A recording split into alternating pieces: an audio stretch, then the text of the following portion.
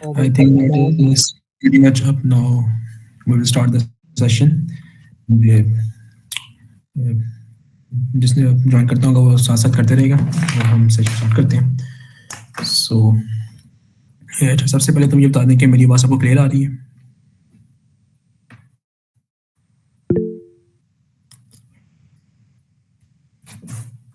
Okay, बेहतरीन. Okay, so first start with my introduction. So myself Abdul Rahman, and I'm a software engineer working professionally in the industry from past 2 years. Currently, I'm working as a software engineer in DevNexus. So आज का जो हमारा session का topic है वो basically है जो हम आज डिस्कस करेंगे वो है एक्सप्रेस जेएस. मतलब एक्सप्रेस जेएस में फ्लो क्या होता है कोड का और उसमें मिडलवेयर हम कैसे यूज़ करते हैं. तो हम मतलब ज़्यादा इसमें आगे नहीं जाएंगे. जो हमारा टॉपिक है हम उसी पे स्टे करेंगे जो कि टोटली अराउंड करेगा express JS flow of code को और साथ मिडलवेयर्स को.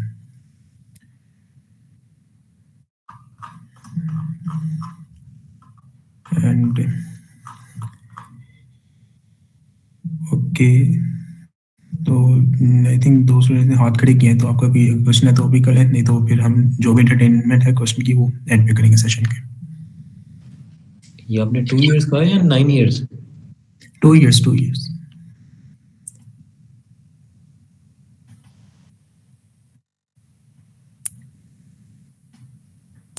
Okay, so before starting the session जितने भी यहाँ पे लोग हैं वो सब काइंडली चैट में बता दें कि उनमें से कितने लोगों ने पहले एक्सप्रेस जेएस में काम किया है और मतलब प्रोफेशनली काम कर रहे हैं या अभी स्टूडेंट हैं जो प्रैक्टिस लेवल पे काम कर रहे हैं. सो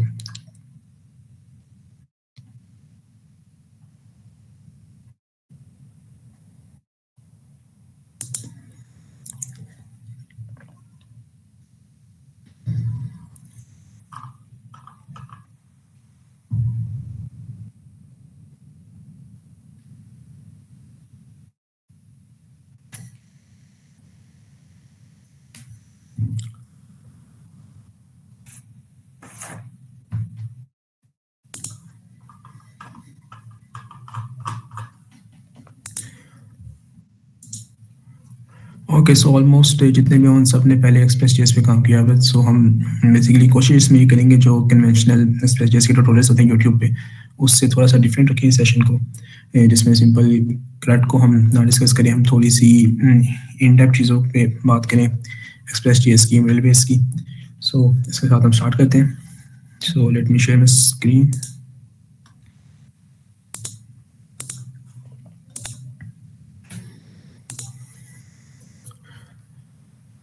Okay, let me know in chat, is my screen visible to you everyone?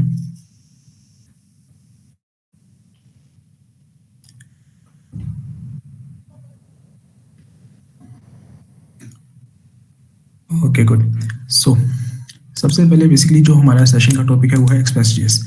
तो हम ये देख लेते हैं कि एक्सप्रेस इन एक्चुअल है क्या और इसकी हम यूजेस क्या है, हम इसे कहाँ पे यूज़ करते हैं, इसकी क्यों ज़रूरत है स्पेसिफिक. सो इसके लिए हम एक्सप्रेस की जो ऑफिशियल डॉक्यूमेंटेशन है उसी से कंसल्ट कर लेते हैं कि वो हमें क्या कहती है एक्सप्रेस के बारे में. तो यहाँ पे अगर हम देखें तो एक्सप्रेस के बारे में हमें जो मिल रहा है वो है फास्ट अनओपिनियनेटेड मिनिमलिस्टिक वेब फ्रेमवर्क. तो एक्सप्रेस जेएस क्या है? Basically express JS node JS का ही फ्रेमवर्क है.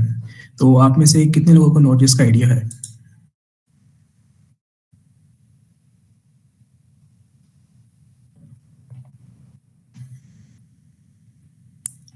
Okay, good. So basically Node.js is nothing but a runtime environment for JavaScript. JavaScript एक सबको पता होगा कि एक हाई लेवल प्रोग्रामिंग लैंग्वेज है जो कि ब्राउज़र पे यूज़ होती है वेब इंटरफेसेस बनाने के लिए. तो Node.js JavaScript का एक रन टाइम इन्वायरमेंट है जो कि हम यूज़ करते हैं सर्वर बनाने के लिए या डिफरेंट वेब सर्वर या वेब एप्लीकेशंस को बनाने के लिए. तो एक्सप्रेस.js बेसिकली वो Node.js का ही एक फ्रेमवर्क है. तो बैक इन 2011 Node.js डेवलप हुई थी, उससे कुछ अर्से बाद ही एक्सप्रेस फ्रेमवर्क को भी डेवलप कर लिया गया था. तो अब से लेके अब तक एक्सप्रेस.js ही मोस्टली यूज़ होती है. Node.js इतना मार्केट में यूज़ नहीं होती फॉर डेवलपमेंट पर्पसेस. उसकी कुछ वजूहत है जो कि हमें यहाँ पे दी गई है, जिसमें फास्ट है कि एक्सप्रेस.js Node.js से थोड़ी सी ज़्यादा फास्ट है. अनओपिनियनेटेड है. अनओपिनियनेटेड का मतलब इसमें मैं आपको ये बताता चलूँ कि हमारे पास दो किस्म के फ्रेमवर्क होते हैं, एक ओपिनियनेटेड और एक अनओपिनियनेटेड। ओपिनियनेटेड फ्रेमवर्क वो होते हैं जिसमें हमारे पास ज़्यादा लिवरेज नहीं होती, हम अपनी मर्जी कर सकें। मतलब उसमें फोल्डर स्ट्रक्चर हमारे पास पहले से डिफाइंड होते हैं, ठीक है, हमारे पास मेथड होते हैं कि हमने उससे नहीं हिलना। जिसकी एक अच्छी एग्जांपल टेस्ट.js है, जो कि नोट.js का एक फ्रेमवर्क है, लेकिन वो थोड़ा सा ओपिनियनेटेड है। उसमें फोल्डर जो हमारे पास डिफाइन होते हैं, हम अपनी मर्जी नहीं कर सकते, हमें कंट्रोलर में रखने हैं, सर्विस में रखनी है, डेकोरेटर। तो जो एक्सप्रेस.js है उसमें हमारे पास थोड़ी सी लेवरेज होती है, हम अपनी मर्जी से फोल्डर स्ट्रक्चर को डिफाइन कर सकते हैं, हम हमारी मर्जी बनाना चाहें या दोनों का काम कंट्रोल में करना चाहें, तो ये थोड़ी सी हम पे डिपेंड होता है। दूसरा मिनिमलिस्टिक। मिनिमलिस्टिक क्या है? मिनिमलिस्टिक से मुराद ये है कि अगर आप में से किसी ने पहले नोड.js का कोड देखा हो तो वो बहुत लेंथी कोड होता था। मतलब अगर हमने सर्वर बनाना है नोड.js में तो उसका जो कोड है वो काफ़ी लेंथी होगा, उसमें काफ़ी लाइनों का कोड होगा। तो एक्सप्रेस.js हमें ये लिवरेज प्रोवाइड करता है कि हमें बिल्ट इन फंक्शन प्रोवाइड करता है, जिसके थ्रू हमें बेसिकली एक फंक्शन से सर्वर बना लेते हैं। हमारे पास फंक्शंस होते हैं एपीआईज बनाने के लिए, मिडलवेयर्स के लिए, तो हमें ज़्यादा कोड इसमें लिखना नहीं पड़ता, ठीक है। Web framework for Node.js. अब एक्सप्रेस.js की मतलब यहाँ पे कुछ लिखा हुआ है, वेब एप्लीकेशन है कि वेब एप्लीकेशंस को बनाने के लिए यूज़ करता है। एपीआईज है, इसमें एपीआईज हम डेवलप कर सकते हैं एचटीटीपी के साथ। जो नोड.js है उसमें जो हम एपीआईज डेवलप करते हैं वो एचटीटीपी मॉड्यूल को यूज़ करके करते हैं, लेकिन इसमें वो नहीं है, ठीक है। परफॉर्मेंस इसकी थोड़ी अच्छी होती है एज कम्पेयर टू नोड.js। और मिडलवेयर एक थोड़ा सा एक्सपेंसिव टॉपिक है जिसे हम आगे डिस्कस करेंगे, जो कि हमारा सेकंड पार्ट है आज के सेशन का। तो अभी तक हमने देख लिया कि एक्सप्रेस.js क्या होता है। एक्सप्रेस.js सिंपली हमारे पास एक फ्रेमवर्क है नोड.js का, जो कि हम वेब सर्विस बनाने के लिए इस्तेमाल करते हैं, ठीक है। अब थोड़ा सा हम एक्सप्रेस.js के कोड की तरफ चलते हैं कि हमने ये देख लिया कि नोड.js में कोड ज़्यादा होता था, एक्सप्रेस.js ने उसे थोड़ा सा कम किया और जो हमारे कोड की लेंथ है वो कम हुई, परफॉर्मेंस हमारी थोड़ी अच्छी हुई, हमारे पास बिल्ट इन फंक्शंस आ गए जिसे हम यूज़ करके एक फास्ट डेवलपमेंट होती है हमारी, हम एक अच्छा क्लीन कोड लिख सकते हैं। सो मैंने यहाँ पे पहले से एक छोटी सी एक्सप्रेस की एप्लीकेशन बना के रखी है। इसमें हमारे सेशन का पर्पस ज़्यादा कोड करना नहीं है, हमारा बेसिकली जो सेशन का पर्पस है वो इन डेप्थ चीज़ों को पढ़ना है। हम इसमें कोई क्रड एप्लीकेशन नहीं बना रहे होंगे, क्योंकि आप सबने पहले एक्सप्रेस को पढ़ा है तो सबने क्रड का ऐड किया होगा, सबने क्रड पहले भी बनाए होंगे, ठीक है। तो जब हम एक सिंपल एक्सप्रेस मतलब सर्वर बनाते हैं या एक्सप्रेस एप्लीकेशन बनाते हैं, तो हमारे पास ये सिंपल फाइल्स आती हैं वो इंडेक्स.js भी नहीं आती, उसमें हमारे पास ये दो आती हैं, पैकेट.json, पैकेट लॉग.json और नोड मॉड्यूल्स। नोड मॉड्यूल्स का आपको पता होगा कि ये नोड.js के मॉड्यूल्स होते हैं, ठीक है, जो कि हम यूज़ करते हैं अपनी एप्लीकेशन में। जो मेन फाइल है वो है पैकेट.json। अब पैकेट.json जो फाइल है उसका जो पर्पस होता है, जितने भी हमारी एप्लीकेशन हमने पैकेजेस यूज़ करने हैं, डिपेंडेंसीज यूज़ करनी है, वो सब इस फाइल में आती हैं, ठीक है। इसमें सबसे पहले तो ये सारी चीज़ें आ गई, नेम आ गया, हमारे वर्जन आ गया, डिस्क्रिप्शन आ गई और मेन फाइल आ गई। मेन फाइल हमने क्या रखी है, index.js। ये हमारी एप्लीकेशन की एंट्री फाइल होगी, एंट्री पॉइंट होगा। अच्छा, इसमें यहाँ पे एक चीज़ आप देख होंगे, स्क्रिप्ट। अब स्क्रिप्ट का क्या पर्पस होता है? अब हम एक सर्वर डेवलप कर रहे हैं, एक सर्वर हम बना रहे हैं एक्सप्रेस.js में, हमने उस सर्वर को स्टार्ट भी करना है, ठीक है। अब ऐसा तो नहीं है कि वो ऑटोमेटिकली खुद से स्टार्ट हो, उस सर्वर को स्टार्ट करने के लिए हमें कोई कमांड रन करनी पड़ेगी या कुछ ना कुछ इनपुट देनी पड़ेगी, तो उसके लिए हम एक स्क्रिप्ट लिखते हैं। अब स्क्रिप्ट में हमने जैसे देख लिया कि हमारे एप्लीकेशन का या हमारे सर्वर का एंट्री पॉइंट है index.js, ठीक है, वो ये फाइल। तो हमने इस फाइल को रन करना है, इस फाइल को हम रन करेंगे तो हमारी पूरी एप्लीकेशन रन होगी, क्योंकि हमारा आगे जितना भी कोड होगा वो अब होगी। होगी। Okay, sorry for that. अच्छा, कहाँ पे बंद हुई थी? हम यहीं पे थे या पहले बंद हो गई थी? यहीं पे थे, ऑफ हो गई थी। ओके, सो यहाँ पे आप देख होंगे जैसे हमारे पास ये दूसरी स्क्रिप्ट है जिसमें हमने नोडमोन यूज़ किया है। अब नोडमोन एक थर्ड लाइब्रेरी है या हम इसे डिपेंडेंसी कह सकते हैं, जो कि हमने यूज़ की है। इसी तरह एक्सप्रेस हमें बेसिकली बहुत सारे बिल्ट इन फंक्शन प्रोवाइड करता है जो कि हम यूज़ करके सर्वर बना सकते हैं, लेकिन उसके अलावा भी एक सर्वर बनाने के लिए हमें बहुत सारी रिक्वायरमेंट होती है जो कि एक्सप्रेस हमें प्रोवाइड नहीं करता। उसके लिए हम थर्ड पैकेज यूज़ करते हैं जो कि हमें npm प्रोवाइड करता है। तो आपने देखा कि हम npm इंस्टॉल करते हैं तो हमारे पास डिपेंडेंसीज ऐड होती रहती हैं, ठीक है, और ये नोड मॉड्यूल्स यहाँ पे ऐड होती है, पैकेट.json है यहाँ पे ऐड होती है। तो ये नोडमोन हमारा क्या करेगा, ये हमारा सर्वर ऑटो रीस्टार्ट करेगा जब भी कोई चेंजेस डिटेक्ट करेगा हमारी किसी भी फाइल में, तो ये हमारे सर्वर को रीस्टार्ट कर देगा, ठीक है। ये स्क्रिप्ट है यहाँ पे। उसके बाद हमारे पास जो एक नेक्स्ट चीज़ है जो कि देखने वाली है वो है डिपेंडेंसीज और डेप डिपेंडेंसीज। डिपेंडेंसीज का मैंने आपको बताया कि एक्सप्रेस हमें ऑल दो मोस्टली चीज़ें प्रोवाइड करता है, फंक्शन हैं जो कि हम यूज़ करके एक सर्वर बना सकते हैं। लेकिन जब हम लार्ज स्केल एप्लीकेशन पे काम कर रहे होते हैं तो हमें बहुत सी थर्ड पार्टी लाइब्रेरी की यूज़ होती है। मतलब जैसे हमने ईमेल सेंड करनी है या हमने कोई ऑथेंटिकेशन लगानी है, उसके लिए हमें डिपेंडेंसीज को यूज़ करना पड़ता है, तो हम वो हम इंस्टॉल करते हैं। तो जो डिपेंडेंसीज है वो हमारी यहाँ पे आती है। अच्छा, यहाँ पे दो टर्म यूज़ हो रही है जैसे आप देख रहे हैं, एक डिपेंडेंसी और दूसरी डेप डिपेंडेंसीज। इन दोनों में अगर किसी को फ़र्क पता है तो वो काइंडली चैट में हमें बता सकते हैं।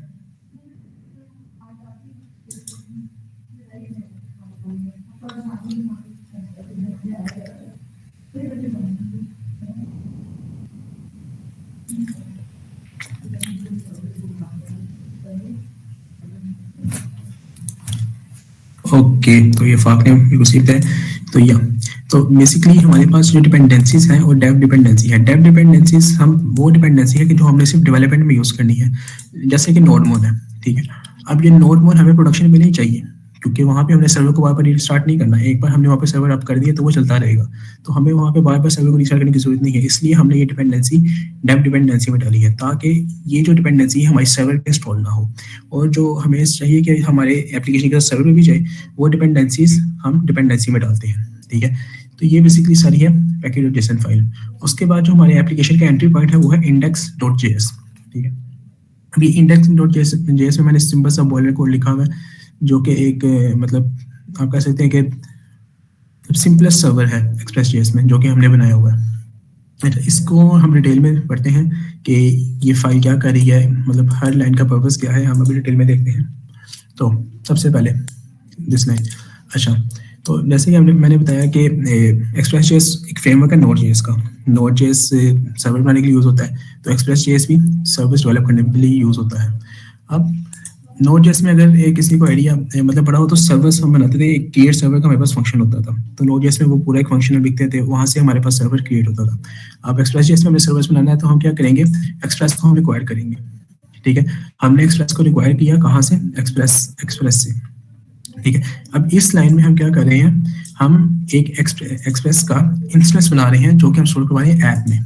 इंस्टेंस क्या है, अब ये जो हम इंस्टेंस बना रहे हैं एक्सप्रेस का, इसमें हर चीज़ होगी जो हमें एक्सप्रेस प्रोवाइड करता है। उसमें राउटिंग मेथड है, मिडलवेयर्स हैं, ठीक है। और मतलब जितने भी फंक्शन एक्सप्रेस प्रोवाइड करता है ना, वो हमारे पास ऐप में आ जाएंगे, ठीक है।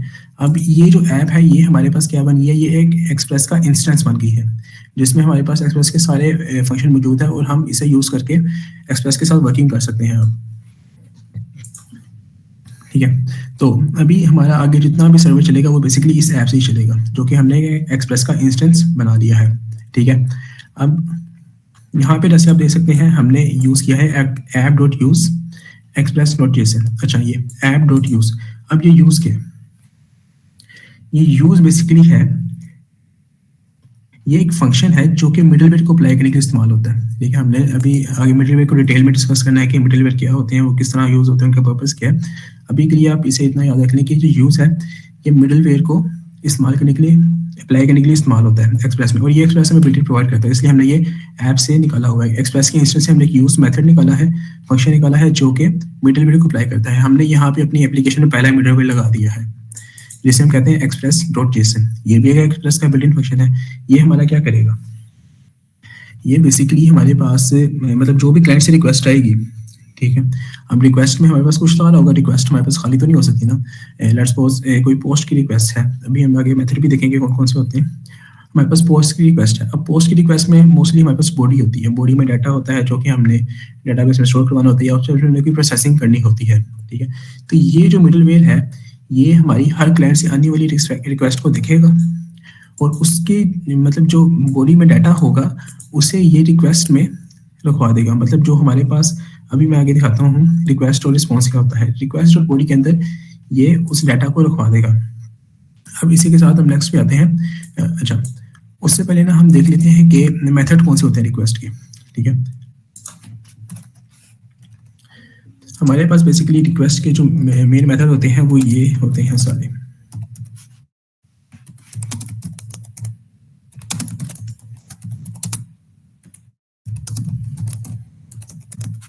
ओके, सो आपने देखा होगा कि मतलब किसी भी आप फ्रेमवर्क में बनाएं या मतलब कोई भी लाइब्रेरी यूज़ करें तो मेथड ये सेम रहते हैं हर जगह रिक्वेस्ट के। ये मेथड चेंज नहीं होते, जिनमें हमारे पास ये मेनली 5 मेथड हैं। होते बेसिकली 4 ही हैं, अगर आप क्रेड का सबको पता हो तो उसमें हमारे पास 4 ही मेथड होते हैं, क्रिएट, रीड, अपडेट और डिलीट। तो क्रिएट के लिए हमारे पास मेथड है पोस्ट का, ठीक है। रीड के लिए हमारे पास मेथड है गेट का। डिलीट के हमारे पास मेथड है डिलीट का। और पोस्ट अपडेट के लिए हमारे पास ये 2 मेथड है, पुट और पैच, ठीक है। इन्हें भी हम देखते हैं। अच्छा, सो बेसिकली जो गेट है, गेट मेथड जो है वो हमारे पास हमने अगर सर्वर से कोई डाटा फैच करना है उसके लिए यूज होता है। पोस्ट मेथड जो है वो हमारे पास इसलिए यूज होता है कि हमने कोई डाटा राइट करना है डाटाबेस में या सर्वर पे कोई डाटा भेजना है, उसके लिए पोस्ट यूज होता है। या हमने सर्वर से कोई डाटा या डाटाबेस से कोई डाटा डिलीट करना है उसके लिए डिलीट होता है। पुट और पैच ये दोनों बेसिकली डाटा को अपडेट के लिए इस्तेमाल करते होते हैं। लेकिन इनमें डिफरेंस होता है जेंटल सा। अगर किसी को पता है तो काइंडली वो कमेंट में ऐड करे कि इन दोनों में क्या डिफरेंस है।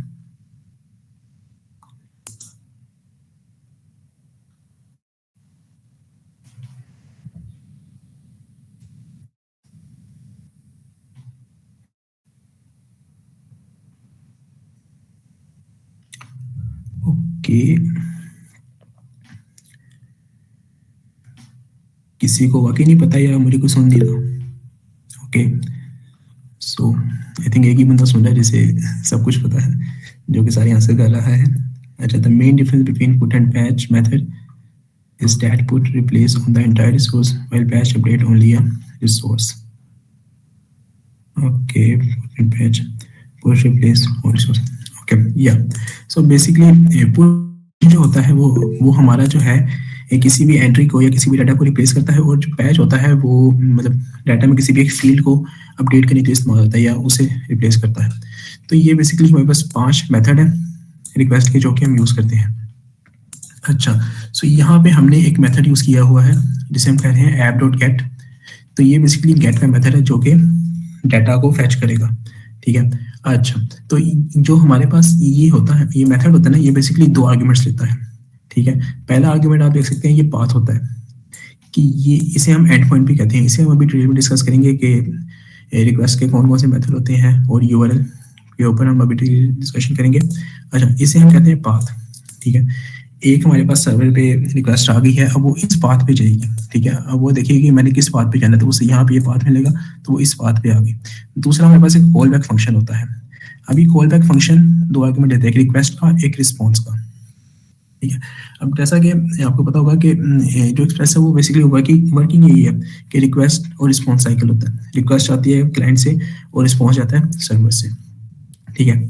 अब अगर हम रिक्वेस्ट का ऑब्जेक्ट को अगर हम यहाँ पे लॉक करवाते हैं,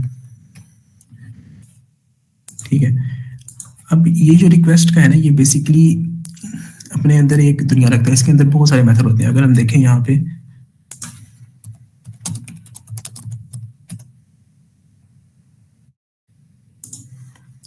ओके,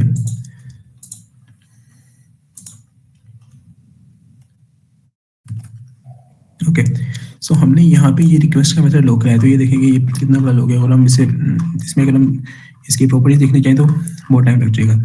तो इसमें जो मेन जो चीज़ें आती हैं जो कि हमारे यूज़ की होती हैं, उसमें एक बॉडी आती है रिक्वेस्ट में।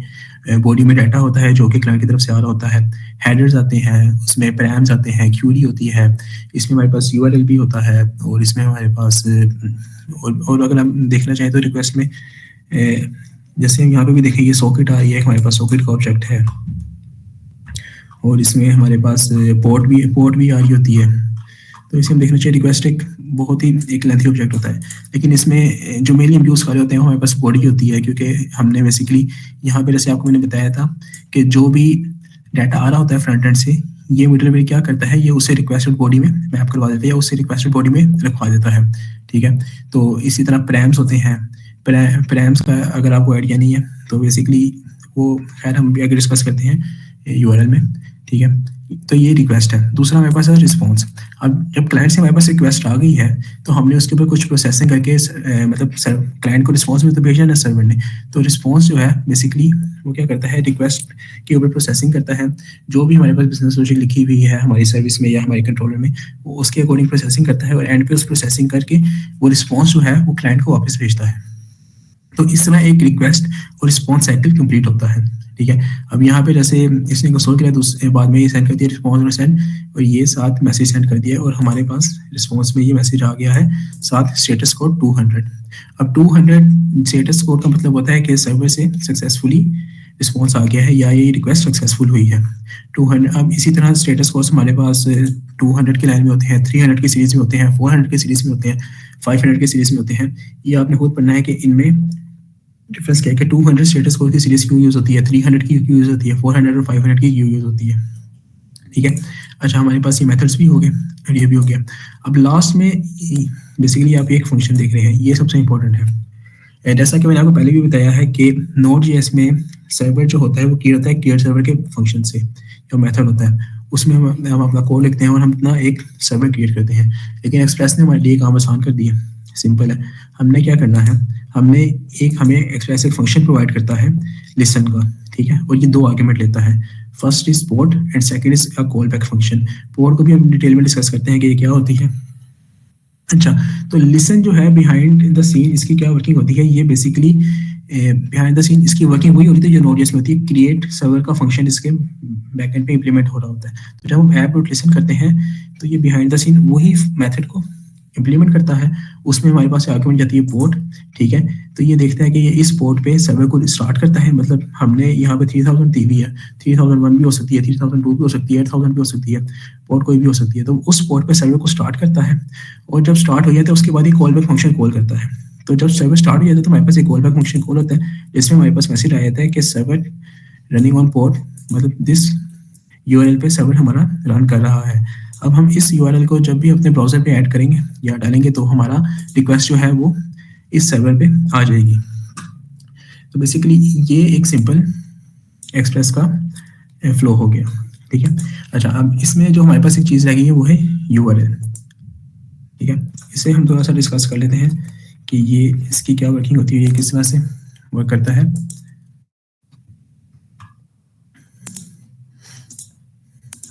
ओके, अच्छा, सो बेसिकली ये हमारा है एक यूआरएल, ठीक है। अच्छा, अभी के लिए इसमें देखें ना, इसके 3 पार्ट्स हैं, ठीक है। एक हमारे पास ये है, ठीक है, एक हमारे पास ये है और एक हमारे पास ये है। अच्छा, फर्स्ट तो क्वाइट सिंपल है, ये आप सबको ही पता होगा, इसे हम प्रोटोकॉल कहते हैं, ठीक है। ये HTTP है या HTTPS है। तो प्रोटोकॉल, ये हमारा टॉपिक है कि प्रोटोकॉल क्या होते हैं और ये किस लिए यूज होते हैं, ये एक अलग से डिफरेंट टॉपिक है, ठीक है। तो ये HTTP प्रोटोकॉल यूज कर रहा है। दूसरा हमारे पास है लोकल होस्ट। अब ये लोकल होस्ट आप में से कोई बता सकता है कि ये क्या है?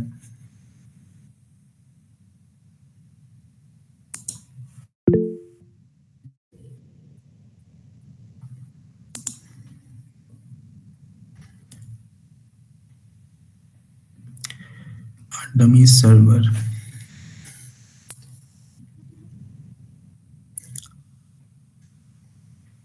ओके, ठीक है। लोकल मशीन तो है, लेकिन बेसिकली इसका एग्जैक्ट आंसर ये है कि लोकल होस्ट एक डोमेन या आईपी कह सकते हैं। तो बेसिकली आप सबको पता होगा कि जो लोकल होस्ट है इसके बिहाइंड जो आईपी होता है वो 127.0.0.0 आई थिंक ये होता है, ठीक है। तो लेट्स सपोज अभी तो ये लोकल होस्ट है ना, लेट्स सपोज हम इसे चेंज कर देते हैं,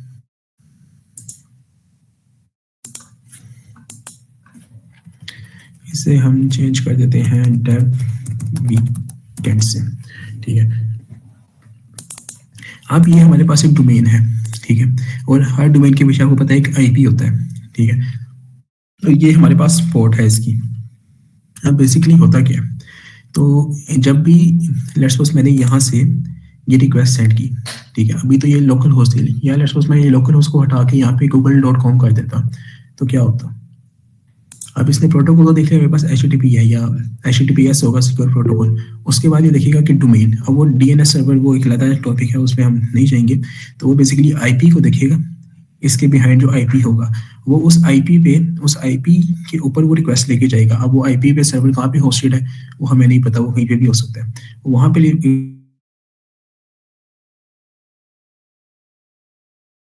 उस बिहाइंड जो आईपी है उस सर्वर पे, अब उस सर्वर पे ये हो सकता है कि मल्टीपल सर्वर चल रहे हो। ये थोड़ी है कि हमारी एक एप्लीकेशन उसी का चलना है।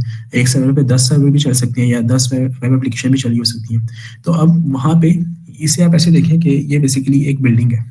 तो डेव वीकेंड एक बिल्डिंग है, वो बिल्डिंग में तो पहुंच गया, अब उसने एक अपार्टमेंट में जाना है। तो पोर्ट नंबर वो अपार्टमेंट का नंबर है कि उसने 3000 अपार्टमेंट नंबर पे जाना है। ठीक है, अब वो उस अपार्टमेंट में भी चला गया 3000। अब उसके आगे बेसिकली हमारे पास जो होता है एंड पॉइंट होता है। आपने देखा होगा कि एपीआई में हमारे पास एक एपीआई करके या v1 करके एंड पॉइंट होते हैं, slash user slash get profile या स्लैश पोस्ट। वो बेसिकली हमारे पास एंड पॉइंट होते हैं। जब वो अपार्टमेंट में चला गया तो मतलब वो हमारे पास सर्वर में आ गया है, हमारी इस एप्लीकेशन में आ गया है, तो वहाँ पे उससे आगे वो एंड पॉइंट देखेगा। अब वो एंड पॉइंट उसे यहाँ पे मिला तो उसने ये वाली रिक्वेस्ट प्रोसेस कर दी। अब लेट्स सपोज एंड पॉइंट उसका होता स्लैश होम का, तो वो ढूंढता है कि स्लैश होम वाला फंक्शन कहाँ है। तो उसे स्लैश होम वाला फंक्शन मिलता तो वो उस मेथड को कॉल करता।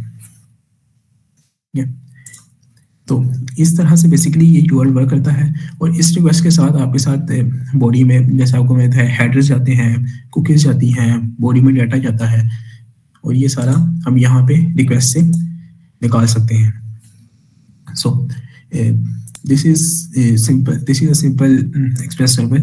मतलब जितने भी आप देखेंगे एक्सप्रेस के लार्ज एप्लीकेशन में भी वो बेसिकली इसी एक फंडामेंटल प्रिंसिपल पे चल रहे होते हैं totally.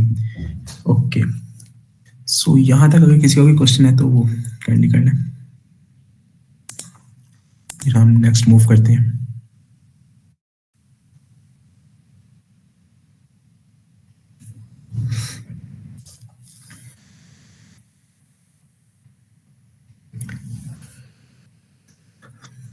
Okay then, so next basically हमें डिस्कस करना है मिडलवेयर्स को।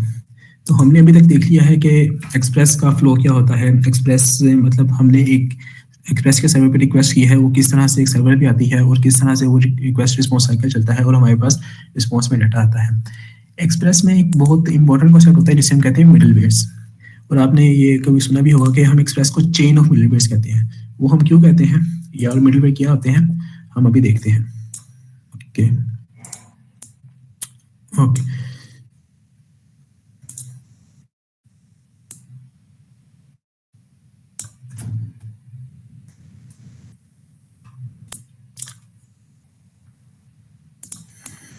ओके, सो यहाँ पे बेसिकली आपको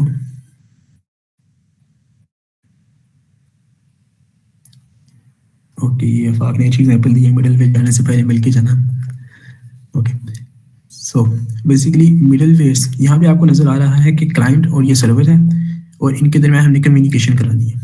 ठीक है, सिंपल इज डैट। अब हमने वो देख लिया एक्सप्रेस में कि क्लाइंट से रिक्वेस्ट आती है, उसी ये इस तरह हमने पूरा देख लिया है कि किस तरह यूआरएल होता है, एंड पॉइंट किस तरह एंड पॉइंट में जाती है, फिर वहाँ से वो रिक्वेस्ट से बॉडी निकालता है, सिंपल वो सारा चलता है। ठीक है, हमने क्लाइंट से रिक्वेस्ट भेजी सर्वर पे, सर्वर ने रिस्पॉन्स भेजा वापस क्लाइंट पे। तो ये तो सिंपल एक रिक्वेस्ट रिस्पॉन्स साइकिल होता है। अब मिडलवेयर क्या होता है? मिडलवेयर इस बेसिकली मिडलवेयर को हम सिंपल में कह सकते हैं कि क्लाइंट और सर्वर के दरमियान या रिक्वेस्ट और रिस्पॉन्स साइकिल के दरमियान जो फंक्शन होता है ना उसे मिडलवेयर कहते हैं। इसकी एग्जांपल हम मिसाल ले सकते हैं कि हमने कराची से मतलब लाहौर से इस्लामाबाद जाना है। ठीक है, लाहौर हमारा क्लाइंट है, let's suppose Lahore high court हमारा क्लाइंट है और सुप्रीम कोर्ट हमारा सर्वर है। लाहौर हाई कोर्ट से रिक्वेस्ट जनरेट हुई है कि इमरान खान को रिलीज किया जाए। ठीक है, वो जानी है सुप्रीम कोर्ट में। अब वो होके जाएगी, उसने जाना है बाय रोड, ठीक है, बाय मोटरवे।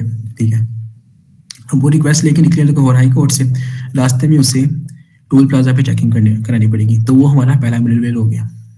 ठीक है, टोल प्लाजा आया यहाँ पे, तो ये हमारा पहला मिडलवेयर हो गया। लाहौर हाई कोर्ट से निकला टोल प्लाजा पे पहला उसने, तो पहला मिडलवेयर उसने पास कर लिया। उसने दिखा दिया कि मेरे पास ये लाहौर हाई कोर्ट की रिक्वेस्ट है, मैंने इसे सुप्रीम कोर्ट लेके जाना है। ठीक है, तो ये टोल प्लाजा निकल गया। अब वो मोटरवे पे चले। ठीक है, रास्ते में मोटरवे पे उन्हें एक और चेक पोस्ट मिली जहाँ पे उन्होंने चेकिंग करी। ये हमारा दूसरा मिडलवेयर आ गया, यहाँ पे भी उनकी चेकिंग होगी। ठीक है, वो वहाँ पे भी दिखाएंगे कि यार हमारे पास ये लाहौर हाई कोर्ट से रिक्वेस्ट है, हम ऑथराइज बंदे हैं, हम यहाँ से सुप्रीम कोर्ट तक रिक्वेस्ट लेके जा रहे हैं, तो यहाँ से भी वो पास हो गए। अब लेट्स सपोज तीसरा चेक पॉइंट उसे मिला फैजाबाद इंटरचेंज पे, ठीक है, वहाँ पे उन्हें चेक पॉइंट मिला, ये एक मिडलवेयर है, यहाँ पे वो पकड़े गए कि यार नहीं आप लोग ऑथराइज नहीं हो, आप जो रिक्वेस्ट लेके रहे हो हम उसे आगे पास नहीं कर सकते। तो इस मिडलवेयर ने या इस चेक पॉइंट ने उसे फेल कर दिया। तो वो जो रिक्वेस्ट है जो लाहौर हाई कोर्ट से जनरेट हुई थी वो सुप्रीम कोर्ट तक नहीं पहुंचेगी, वो यहीं से फेल होके वापस आ जाएगी क्लाइंट के पास। So basically this is the job of middleware in Express. Middleware इतना सिंपल है कि जो हमारे पास रिक्वेस्ट और रिस्पॉन्स के दरमियान फंक्शंस होते हैं जो कि हमारी रिक्वेस्ट को मॉनिटर कर रहे होते हैं।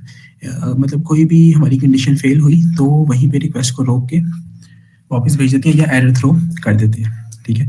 अब एक्सप्रेस को चेन ऑफ मिडलवेयर क्यों कहा जाता है वो हम देख लेते हैं। अब आपने देखा होगा कि ये हमारी रिक्वेस्ट है और ये सर्वर है, तो रिक्वेस्ट और सर्वर के दरमियान हमारे पास 3 मिडलवेयर है, ठीक है। अब यहाँ पे आपने देखा होगा कि जब वो सर्वर पे पहुंच गई उसे एक और मिडलवेयर का सामना करना पड़ा।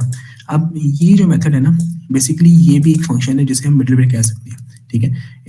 अगर हम इसे app.use में इस्तेमाल करें तो ये उसमें भी हो जाएगा, तो हम इसे भी एक मिडलवेयर कह सकते हैं।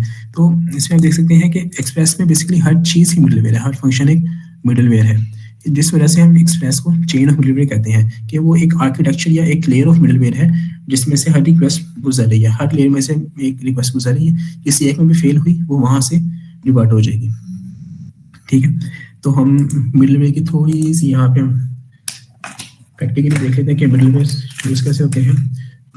तो यहाँ पे जैसे आपको दिखाया कि ये हमारे पास एक मेथड है जो कि हमें एक्सप्रेस प्रोवाइड करता है जिसके थ्रू हम मिडलवेयर अप्लाई करते हैं, ठीक है। तो यहाँ पे हम एक मिडलवेयर लगाते हैं,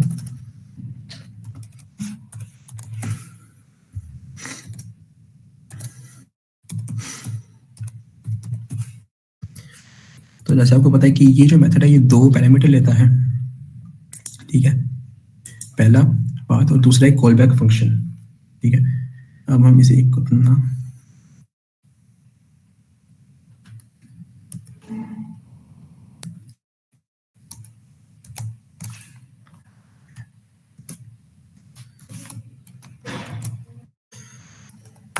अच्छा। सो जो हमारे पास एक सिंपल रिक्वेस्ट होती है ना उसमें आपने देखा होगा कि हमारे पास 2 पैरामीटर होते हैं रिक्वेस्ट और रिस्पॉन्स का, लेकिन जो हमारे पास मिडलवेयर होता है ना उसमें हमारे पास 3 पैरामीटर होते हैं। तीसरा हमारे पास पैरामीटर होता है नेक्स्ट। नेक्स्ट क्या करता है, जैसे कि यहाँ पे आप देखें ना बेसिकली रिक्वेस्ट आई इस मिडलवेयर पे, इस मिडलवेयर के उसने सारे चेक पास किए, ठीक है। अब उसने इस मिडलवेयर ने कह दिया कि यार ये मेरी तरफ से ऑथराइज है तो इसे नेक्स्ट कर दो नेक्स्ट मिडलवेयर के पास, तो इसे पास कर दो नेक्स्ट मिडलवेयर के पास। तो जब वो सारे चेक पास हो जाते हैं उसके बाद नेक्स्ट मेथड कॉल होता है नेक्स्ट फंक्शन, और वो जो हमारी रिक्वेस्ट है उसे नेक्स्ट मिडलवेयर पे भेज देता है। जब यहाँ पे पास हो जाएगा तो वो ये कॉल करेगा फंक्शन को नेक्स्ट को और वो नेक्स्ट पे भेज देगा, ये नेक्स्ट पे भेज देगा, ठीक है। और ये वक्त तक चलता रहेगा जब तक वो हमारे पास हमारे एक्चुअल एंडपॉइंट पे नहीं आ जाती, ठीक है। तो यहाँ पे ये हमारे पास एक नेक्स्ट मेथड होता है, ठीक है। अब यहाँ पे हम इसे कंसोल कर लेते हैं,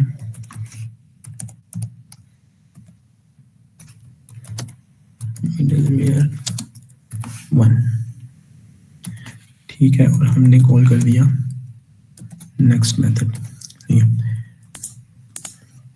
ओके, सो अब जब हम इस राउट को हिट करेंगे तो हमारी रिक्वेस्ट आएगी, वो पहले इस मिडलवेयर पे आएगी।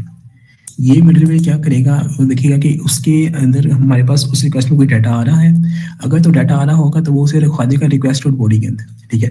जब वो इस मिडलवेयर से पास हो रही तो वो इस मिडलवेयर पे आएगी, ठीक है।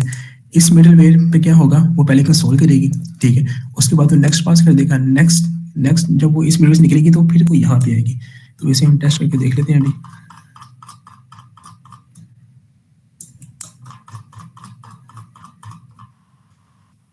ओके, सो अब अगर मैं यहाँ पे ये रिक्वेस्ट करता हूँ तो आप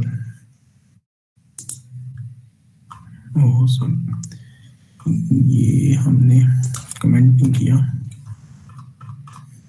ओके, सो अब मैं यहाँ पे रिक्वेस्ट करता हूँ तो आप देख सकते हैं कि ये हमारे पास कंसोल है मिडलवेयर का, मतलब वो इस मिडलवेयर से पास होके इस फंक्शन पे आई, इस फंक्शन ने रिस्पॉन्स सेंड किया और हमारे पास रिस्पॉन्स में आ गया फाइनल राउट हैंडलर। ठीक है, अब इसी तरह हम यहाँ पे कोई मिडलवेयर लगा देते हैं।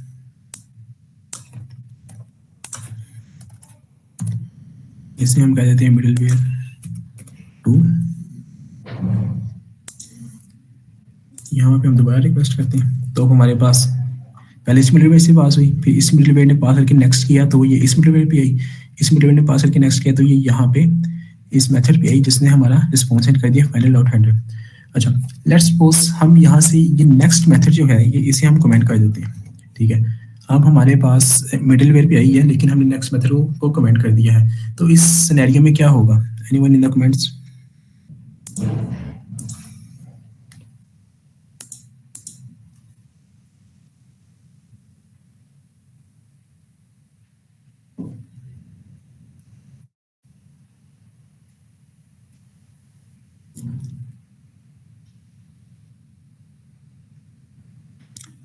ओके, तो हम देख लेते हैं कि क्या होगा। हमने यहाँ पे नेक्स्ट मेथड को कमेंट कर दिया है, अब हम रिक्वेस्ट करते हैं।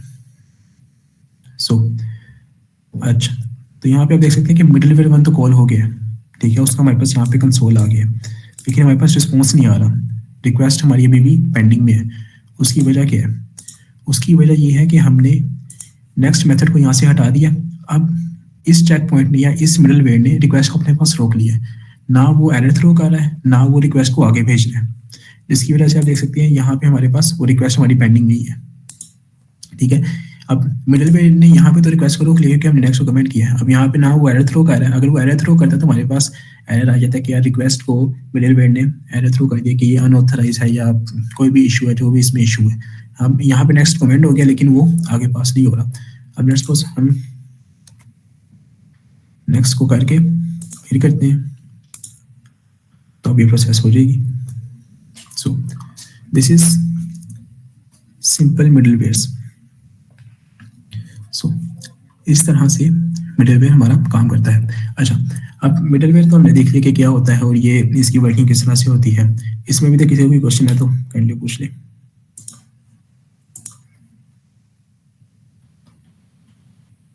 Okay, what is difference between app.use and app.get? So basically ये दोनों ही फंक्शन है जो कि प्रोवाइड किए जाते हैं एक्सप्रेस की तरफ से। app.use जो है ये हमारे पास फंक्शन है जो जिसके थ्रू हम मिडलवेयर अप्लाई करते हैं। app.get हमारे पास सिंपल एक मेथड है जो कि गेट रिक्वेस्ट के लिए यूज होता है। अब app.use के थ्रू हम क्या कर सकते हैं? अच्छा, अब यहाँ पे तो हमने एक मिडलवेयर यूज किया था express.json। अब हमारे पास जब कोई हम स्केलेबल एप्लीकेशन पे काम करें तो हमारे पास मल्टीपल मिडलवेयर्स होते हैं जो कि हमने हर रिक्वेस्ट के लिए लगाने पड़ते हैं। एक्सप्रेस.json के अलावा एक बॉडी डॉट पार्सर होता है, या हमने कोर्स का काफी एक मशहूर पैकेज आपने सुना होगा कि हमारे पास एक एरर आता है कोर्स रीजन एरर, तो वो हम मिडलवेयर ऐड करते हैं। अभी यहाँ पे तो हमने इस तरह ये app.get किया हुआ है, लेकिन जब हमारे पास अब 100 में राउट्स हैं या 100 में एंड पॉइंट है तो उसमें हम हर एंड पॉइंट यहाँ पे नहीं ऐड कर सकते कि app.get के थ्रू यहाँ पे हम हर एंड पॉइंट रखें। उसमें फिर हमारे पास फोल्डर डिफरेंस बनते हैं। ठीक है, मतलब हर मॉड्यूल के फोल्डर अलग होता है, हर फंक्शनलिटी का फोल्डर होता है, उनके राउट अलग बनते हैं। तो हम क्या करते हैं, app.use एक मिडलवेयर बनाते हैं जिसमें हम एक राउट का फोल्डर बना देते हैं। मतलब जो भी रिक्वेस्ट आएगी वो कहाँ से पास होगी, मतलब उसने जब ये सारे मिडलवेयर पास कर लिए तो वो एक मिडलवेयर से पास होगी जिसमें हमारे पास राउट का फोल्डर होता है, वो जाता है फिर उस राउट के फोल्डर में, फिर वहां से आगे वो अपना एंड पॉइंट मैच करता है, फिर वो उस एंड पॉइंट के अगेंस्ट अपने राउट पे जाता है, अपने कंट्रोलर पे जाता है, अपने सर्विस पे जाता है। इस तरह से वर्किंग होती है। तो ये एक बेसिक डिफरेंस है app.use और app.get में। app.get सिंपल मेथड है और app.use एक फंक्शन है जो कि मिडलवेयर अप्लाई करने के लिए यूज होता है।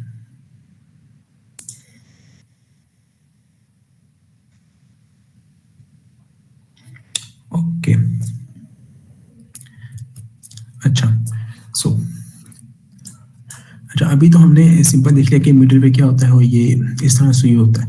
अब लेट्स सपोज हम मिडलवेयर का कुछ एक रियल वर्ल्ड सिनेरियो देख लेते हैं कि मतलब रियल वर्ल्ड में मिडलवेयर की क्या एप्लीकेशन होती है या ये किससे ये यूज होता है। लेट्स सपोज हम एक ऑथेंटिकेशन फ्लो बना रहे हैं, ठीक है, जिसमें यूजर ने हमारे पास आना है, ठीक है, साइन इन करना है, ठीक है, और साइन इन करने के बाद उसने किसी रिसोर्स को फैच करना है या किसी रिसोर्स को गेट करना है। तो उसमें हमारे पास यूजर आएगा, ठीक है, रिक्वेस्ट करेगा, लॉगिन की ईमेल आएगा, पासवर्ड आएगा उसका, ठीक है, वो लॉगिन करेगा सिंपल, और उसने लॉगिन कर लिया। अब उसके आपको पता है ऑथेंटिकेशन में जब भी हम लॉगिन करते हैं तो हम उसे टोकन जनरेट करके देते हैं, या सेशन की होती है, या कुकीज़ में होता है, या उसके हेडर्स में होता है। अब लेट्स सपोज यूज़र ने अपनी प्रोफाइल फैच कर ली, ठीक है, तो अब हमारे पास एक एपीआई होगी सिंपल, जो कि प्रोफाइल नाम से, ठीक है, प्रोफाइल नाम की हमारे पास एपीआई होगी। अब उसने जब रिक्वेस्ट की गेट स्लैश प्रोफाइल पे, तो अभी अभी लेट्स सपोज अगर मैं इस पे रिक्वेस्ट करता हूँ,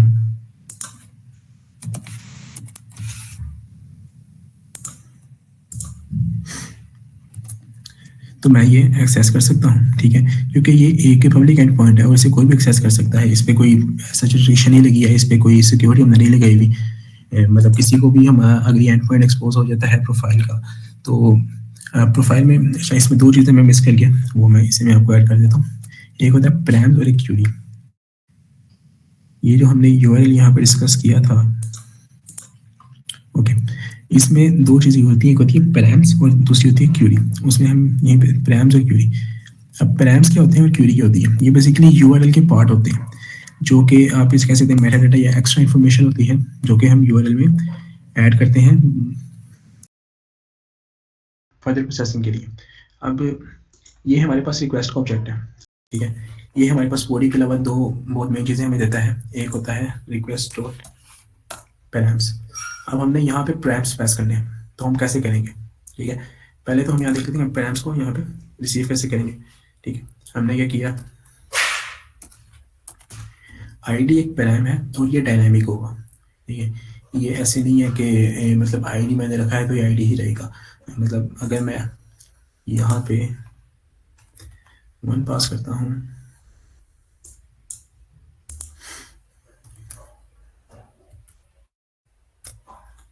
तो ये देख सकते हैं हमारे पास पैराम में 1 आ रहा है, ठीक है। अगर मैं यहाँ पे 100 पास करता हूँ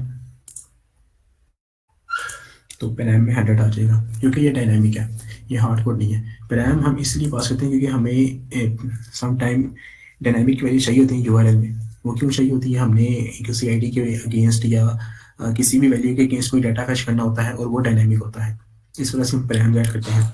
दूसरा हमारे पास होती है क्यूरी। अच्छा, क्यूरी जो होती है वो भी बेसिकली रिक्वेस्ट का पार्ट होती है।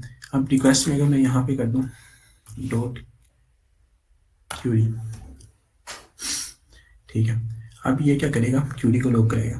अब क्यूरी हम कैसे पास करते हैं, अब क्यूरी को एक्सप्लिसिटली यहाँ पे यूआरएल में रिसीव तो नहीं करते, लेकिन हम यहाँ पे अगर हमें क्यूरी को पास करना है तो यहाँ पे जैसे आप देखिए पोस्टमैन या पोस्टमैन में हमारे पास ऑप्शन होता है, हम यहाँ पे भी पास कर सकते हैं। जैसे मैंने क्यूरी में पास कर दिया नेम,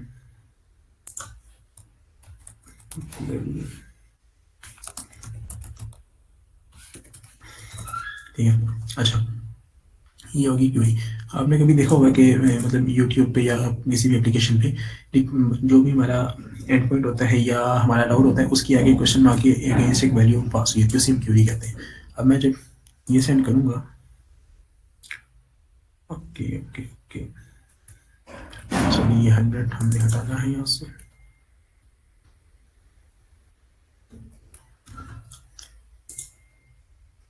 या तो ये देखो क्यूरी में हमारे पास नेम आ गया जो कि हमने वहाँ से पास किया था। तो ये दो चीज़ें होती हैं जो कि हम पास करते हैं, जो कि यूआरएल का पार्ट होती है, एक प्रैम्स और दूसरी क्यूरी, ठीक है। अब वापस आते हैं मिडिल पेज में। सो मिडिल पेज की प्रैक्टिकल इंप्लीमेंटेशन देख रहे थे। अब लेट्स सपोज किसी यूजर ने प्रोफाइल फैच करनी है, तो अगर ये हमारा पब्लिक रहेगा, तो अगर किसी को भी ये हमारा राउट एक्सपोज हो जाता है प्रोफाइल, ठीक है, और किसी को किसी की आईडी पता लग जाती है, ईमेल पता लग जाती है, तो उसके थ्रू डाटा हम इजीली लीक हो जाएगा, ठीक है, उसमें डाटा सिक्योरिटी नहीं रहेगी। तो यहाँ पे हम मिडिलवेयर ऐड करते हैं। अब मिडिलवेयर एक तो हमने देखा कि इस तरह से ऐड होता है, ठीक है, हम फंक्शन भी बना सकते हैं मिडिलवेयर का अलग से, ठीक है। अब उस फंक्शन को हम यहाँ पे ऐड करेंगे, ठीक है, रिक्वेस्ट रिस्पॉन्स के लिए लेट्स सपोज एक फंक्शन है मेरे पास const,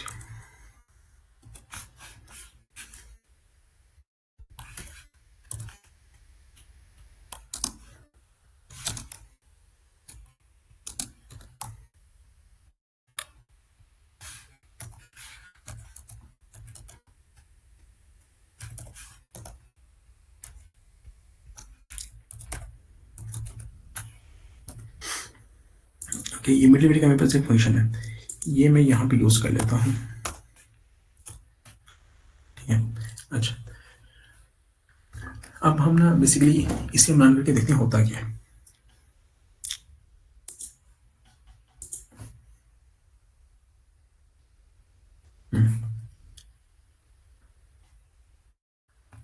अच्छा, यहाँ पे हमने एक मिस्टेक की है जिसकी वजह से ये हमारी रिक्वेस्ट पेंडिंग में चली गई, वो बता सकते हैं क्यों हुई है? ये मैंने कोड खोल दिया है।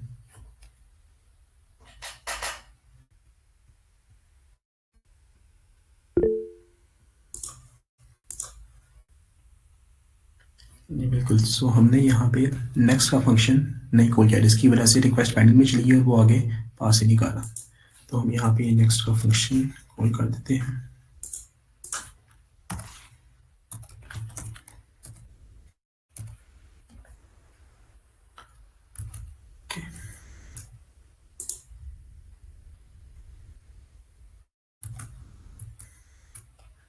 Okay, next is not a function.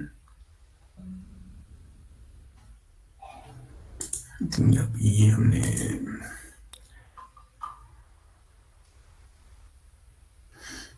Okay I think parameter लिखो, लेकिन खैर इसमें देख लेते हैं। वर्किंग बेसिकली हमारी ये थी, ये मिडिलवेयर को हमने देखा था, उसमें ये हमारा पर्पस है कि हमने बेसिकली मिडिलवेयर क्यों पास किया। अब यहाँ पे हमारा मिडिलवेयर ये तो सिंपल कंसोल करवा रहा था, ठीक है। अब यहाँ पे मिडिलवेयर जो होता है, जो जनरली यूज होता है, वो किस पर्पस के लिए होता है? वो ना यूजर की ऑथेंटिकेशन या ऑथराइजेशन को चेक करने के लिए होता है। ऑथेंटिकेशन ऑथराइजेशन दो डिफरेंट कॉन्सेप्ट होते हैं, जिसका मतलब अगर मैं बताता चलूँ तो ऑथेंटिकेशन ये होता है कि हमें चेक करना होता है कि यूजर जो हमने यूजर को ऑथेंटिकेट करना है। ऑथेंटिकेट हमने कैसे करना है? लेट्स सपोज कोई हमारे घर आ रहा है, तो हमने चेक करना है कि यार उसके पास कोई कीज है, या हमने ऑथेंटिकेट करना है कि यार ये हमारे घर का मेंबर है, ठीक है। हमने उससे किसी ना किसी तरह तो वैलिडेट करना है कि यार हमारे घर आ रहा है ऑथेंटिकेटेड बंदा है। लेट्स सपोज हम बहुत से हमने उसे ऑथेंटिकेट करिए कि हमें पता लगे ये हमारे घर का मेंबर है। अब उसे हमने अंदर तो बुला लिया, अब हमने ठीक है, अब वो हमारे पास रिक्वेस्ट में तो आ गया, ठीक है। अब वो हमें कह रहा है कि यार मुझे ना यूज़र की इन्फॉर्मेशन चाहिए, ठीक है। अब यूज़र की इन्फॉर्मेशन चाहिए, अब ये थोड़ी है कि हर बंदे को जो कि हमारे घर में है हमने उसे सेंसिटिव इन्फॉर्मेशन दे देनी है। उसके लिए बंदे का ऑथराइज होना ज़रूरी है ना, कि मतलब कोई मतलब हमने कोई रोल डिफाइन किए होंगे कि यार ये इस बंदे को इतनी इन्फॉर्मेशन देनी है, इस बंदे को इतनी इन्फॉर्मेशन देनी है, इस बंदे को इतनी इन्फॉर्मेशन दी है, तो वो ऑथराइजेशन होती है, ठीक है। अब यहाँ पे जो मिडलवेयर्स होते हैं ना, वो बेसिकली जो इनका मेन काम होता है वो यही चेक कर रहे होते हैं। रिक्वेस्ट रिस्पॉन्स साइकिल में जो भी हमारे पास रिक्वेस्ट आ रही है उसमें यूज़र की ऑथेंटिकेशन चेक कर रहे होते हैं, ऑथराइजेशन चेक कर रहे होते हैं कि यार ये जो हमारे पास यूजर्स आ रहे हैं ये ऑथेंटिकेटेड हैं या ऑथराइज हैं, मतलब इस रिक्वेस्ट को पास करिए, इस रिक्वेस्ट को यूज़ करने के लिए। सो जो लार्ज एप्लीकेशन होती है उसमें मिडलवेयर्स हमारे पास इसलिए यूज़ होते हैं, ठीक है। ओके, अच्छा, सो यहाँ पे हमने बेसिकली ये मेथड्स डिस्कस किए थे, get, put, post, put, patch, delete. अब गेट का तो हमने यूज़ करके देख लिया, अब हम इसमें एक और मेथड है पोस्ट, जिसे म्यूजिक के देख लेते, बाकी ये पुट, पैच और डिलीट इसे आपने खुद होम टास्क के तौर पे करना है। मोस्टली ने किया होगा, लेकिन फिर भी अब इसे प्रैक्टिस करके दोबारा कीजिएगा, जिसमें हम क्या करते हैं,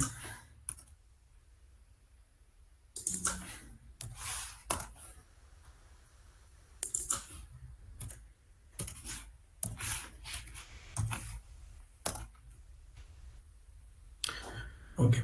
सो जैसे कि मैंने आपको पहले भी बताया कि जो रिक्वेस्ट हमारे पास एक ये पैरामीटर है, ये एक फंक्शन है जिसमें हमारे पास मल्टीपल पैरामीटर्स होते हैं, मल्टीपल चीज़ें होती हैं। उसमें हमारे पास बॉडी भी है और ये पैरामीटर आपको मैंने दिखा दिया क्यूरी है। उसके अलावा अगर आप रिक्वेस्ट को कंसोल भी करें उसमें आपको मल्टीपल चीज़ें मिली। इससे आप एक्सप्लोर करें तो इसमें आपको हेडर्स होते हैं, कुकी होती है, सेशन होता है, सॉकेट होती है। इसमें एक जो मेन चीज़ होती है वो है बॉडी। तो उसमें बॉडी देख लेते हैं कि बॉडी इसमें हम कैसे पास करते हैं, किस तरह से आती है। पोस्टमैन पे आते हैं, इससे हमने चेंज किया पोस्ट में, ओके। सो ये बॉडी पहले से एडिड है। अब हमने बॉडी में ये सिंपल नेम पास किया है, ठीक है, ये हमने किया। अच्छा, जब वो रिक्वेस्ट हमारे पास आई होगी तो वो सबसे पहले इस मिडलवेयर से गुजरी होगी। इस मिडिलवेयर ने क्या किया, उसने देखा कि यार रिक्वेस्ट में हमारे पास डाटा आ रहा है कोई, तो जी हमारे पास डाटा आ रहा था, तो इस मिडिलवेयर ने उस डाटा को मैप करवा दिया हमारी रिक्वेस्ट और बॉडी के अंदर। ठीक है, अब फिर वो इस मिडिलवेयर से गुजरी, इस मिडिलवेयर से गुजरी, आगे बस कंसोल आ गया। फाइनली जब वो यहाँ पे आई तो हमारे पास रिक्वेस्ट और बॉडी में ये डाटा आ गया। ठीक है, अच्छा, एक्सप्रेस का याद होगा हमने शुरू में पढ़ा था कि अनओपिनियटेड होता है। अनओपिनियटेड का एक हमारे पास ड्रॉबैक ये भी है कि जैसे देखें ना, डाटा का हमारे पास कोई फॉर्मेट नहीं है, मैं यहाँ पे कुछ भी भेज दूँ, मुझे कुछ पता नहीं है। ठीक है, यहाँ पे भी मैं नेम भेज दूँ, एज भेज दूँ, मेरे पास कोई ऐसा फॉर्मेट नहीं है कि मैंने डाटा इस फॉर्मेट में भेजना है या ये होना चाहिए। ठीक है, तो ये सब चीज़ें जो है ना, ये एक्सप्रेस को थोड़ा सा वो बनाती है कि ना, इसमें कोड होना थोड़ा डिफिकल्ट होता है। हमारे पास कोई प्रॉपर स्ट्रक्चर नहीं होता, मतलब वो नहीं कहते कि जो दिल किया वो करी दो। ठीक है, तो ये चीज़ें थोड़ा सा एक्सप्रेस को मतलब वो करती है। उसमें फिर हम ऑब्वियसली टाइप स्क्रिप्ट यूज़ कर सकते हैं, जो कि हमारे पास थोड़ी सी मतलब हमें रिस्ट्रिक्शन कर देता है कि हम डाटा को मतलब अपनी मर्जी से पास नहीं कर सकते। और हम डिटेल्स यूज़ कर लेते हैं जो कि डाटा की मैपिंग करते हैं, या डाटा मतलब रिक्वेस्ट को देखते हैं कि डाटा क्या आ रहा है। ठीक है, ओके, सो हमारे पास ये भी कवर हो गया। अभी तक किसी का भी क्वेश्चन है तो पूछ लेगा।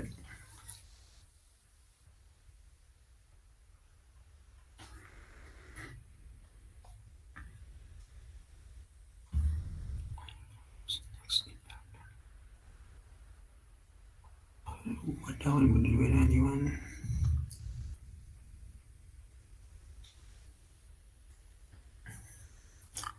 ओके, सो ये आफाक ने क्वेश्चन पूछे, अगर आप में से कोई आंसर करना चाहे तो काइंडली कर दें।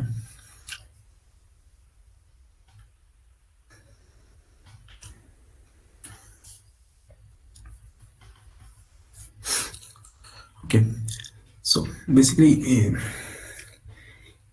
अच्छा, सो फ्रॉम माय साइड, अच्छा, सो बेसिकली आज का जो हमारा सेशन का एजेंडा था वो यही था कि हमने एक्सप्रेस को इन डिटेल पढ़ना था। उसमें हमारा जो मेन फोकस ये था कि हमने क्रेड की तरफ फोकस करना था, क्योंकि आप सबने मतलब मैंने पूछा भी था तो सबने ये कहा कि एक्सप्रेस पे सबने पहले से काम किया होगा। तो अगर काम किया है तो सबने क्रेड बनाए होंगे, या सिंपल ऑथेंटिकेशन फ्लो या ऑथराइजेशन फ्लो। तो हमारा जो पर्पस वही था कि हम कुछ ऐसी चीज़ों को डिस्कस करें जो कि थोड़ी सी डीप हो या अंडरस्टैंडिंग लेवल की चीज़ें हों। तो हमने उन्हीं को देखा, एक्सप्रेस का फ्लो ऑफ कोड है सारा, मतलब एक्सप्रेस का कोड कैसे फ्लो फ्लो का है, कोड क्या क्या है, मिडलवेयर को कैसे यूज़ करते हैं एक्सप्रेस में, उनका पर्पस क्या है, उन्हें हम किस तरह यूज़ करते हैं। ठीक है, अभी ये बेसिकली एक आप कह सकते हैं स्टार्टर सेशन था। इसमें बहुत चीज़ें हम ऐड कर सकते थे, लेकिन क्योंकि हमारे पास टाइम लिमिटेड होता है तो हम ज़्यादा ब्रैग नहीं कर सकते। इसमें ये अगर सबको यहाँ पे अंडरस्टैंडिंग है यहाँ तक, तो इसके आगे आपने कुछ चीज़ें हैं जो आपने खुद पढ़नी है। ठीक है, उसमें हमारे पास एक्सप्रेस को आपको पता लगे कि यार एक्सप्रेस क्या होती है, क्या होता है। आपने फोल्डर स्ट्रक्चर पढ़ने हैं एक्सप्रेस में, हम मतलब कौन कौन से फोल्डर स्ट्रक्चर है जो हम यूज़ कर सकते हैं। मिडिल वेज को हम किस तरह यूज़ कर सकते हैं, हम ओथ मिडिल वेज में कैसे ऐड कर सकते हैं, ओथ मिडिल वेज की टाइप्स क्या होती हैं, ये किस तरह से ऐड होते हैं, ये सब चीज़ें होगी। और एक्सप्रेस में आपने देखना है कि हम मतलब रिक्वेस्ट को हम किस तरह से ये कर सकते हैं अलग, और हम राउटिंग को किस तरह से डिफाइन कर सकते हैं सेपरेटली हर मॉड्यूल के लिहाज से।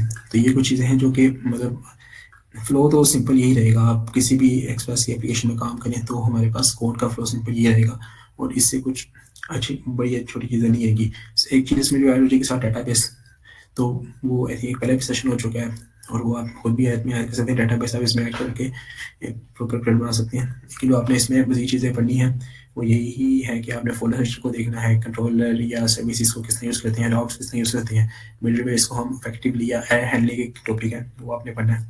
तो ये सब चीज़ें आपने सेशन के बाद या होम टास्क इसमें पढ़नी है। और अभी तक सेशन में किसी कोई क्वेश्चन है, कोई चीज़ समझ नहीं आई या कोई कुछ भी पूछना है तो you are open to ask.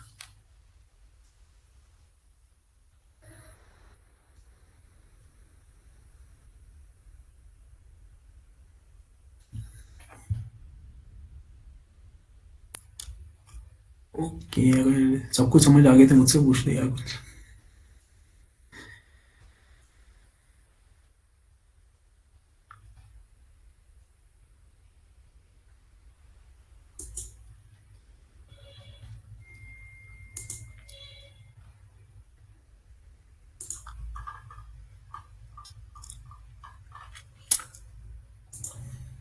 Okay fine, so will make 2 more minute, अगर 2 मिनट में किसी कोई क्वेश्चन है तो पूछ लें, अदरवाइज हम सेशन को एंड करते हैं।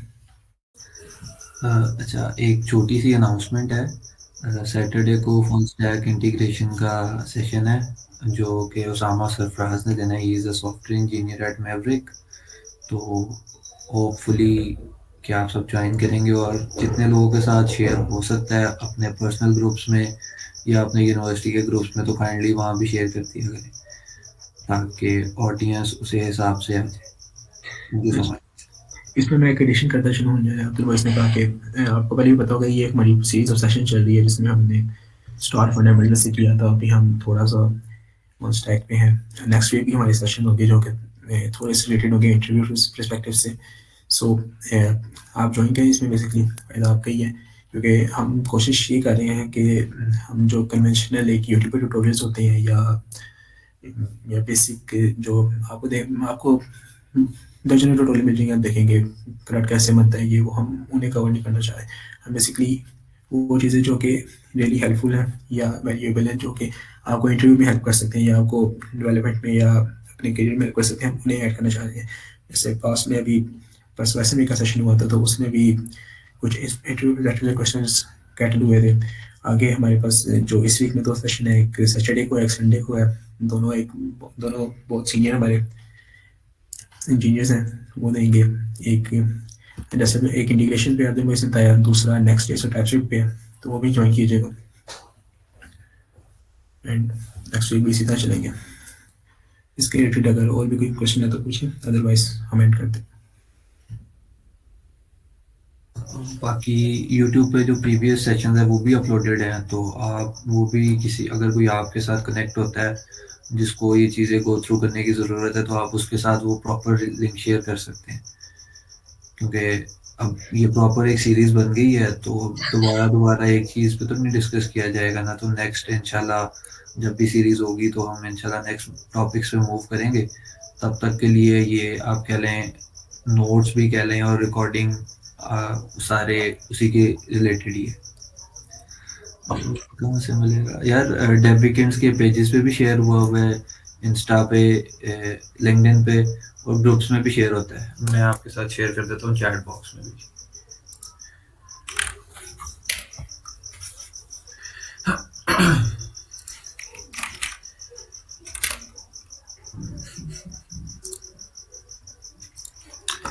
ये लिंक है, तो यहाँ पे सारे जो प्रीवियस जितने भी सेशन थे वो यहीं पे अपलोडेड है।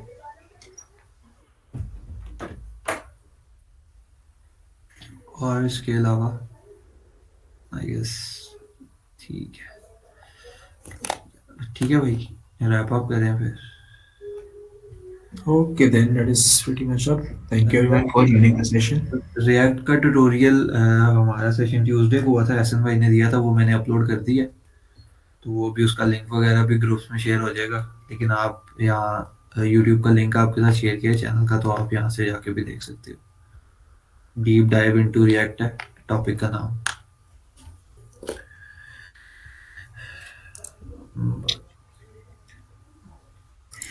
Okay, then take care guys. बाकी आप कनेक्टेड रहें ग्रुप्स में, अपडेटेड रहें, जो भी अपडेट्स होंगी वो ग्रुप में ऐड कर दी जाती हैं।